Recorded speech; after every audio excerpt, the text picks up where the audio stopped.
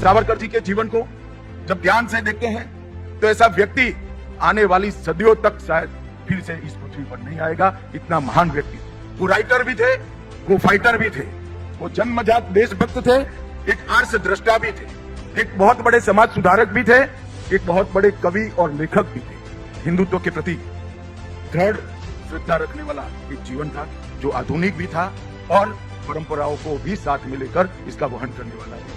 सावरकर जी ने हिंदू समाज की सारी कुरीतियों के खिलाफ उस वक्त संघर्ष करने का काम किया और उसको समाज का विरोध झेलते हुए भी आगे बढ़े।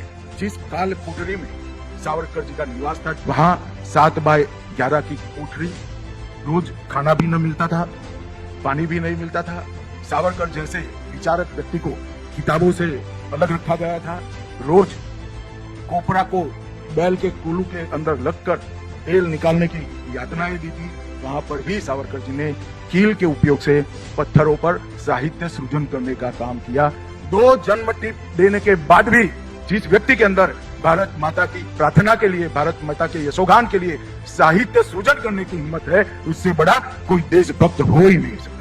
वीर सावरकर को वीर की उपमा कोई सरकार ने नहीं दी है, देश के जन जन ने देने का काम किया। वीर सावरकर अकेले ऐसे व्यक्ति थे जिन्होंने सन 57 के स्वतंत्रता संग्राम को विप्लव की जगह स्वतंत्र संग्राम का नामाभिधम कर देश की सच्ची स्पिरिट को आगे बढ़ाया। सांस्कृतिक राष्ट्रवाद का चिंतन जिसके आधार पर आज की सरकार चल रही है नरेंद्र भाई के नेतृत्व में, वो उन्होंने ही इसकी नींव व्याख्या करने का काम किया।